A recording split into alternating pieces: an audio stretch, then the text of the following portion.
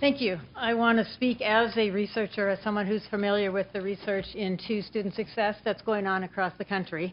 And I want to emphasize that the research that the task force reviewed and that is reflected in its recommendations is motivated precisely by the need to do a better job to serve the most vulnerable students. States across the country, legislatures, governors, researchers, college leaders are all very concerned with the changing faces of their workforces and students in their community colleges, and so there is a lot of research underway that, let me say again, is motivated precisely by the need to do a better job to serve vulnerable students.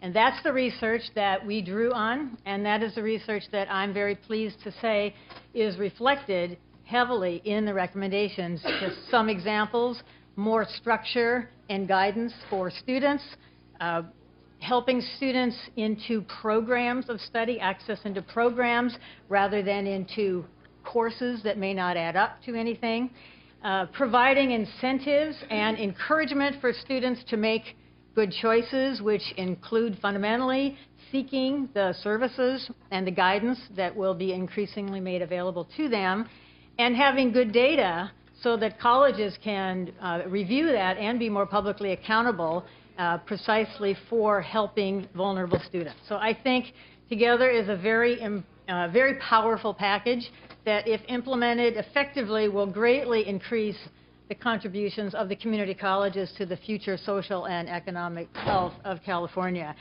I want to stress the urgency of this problem.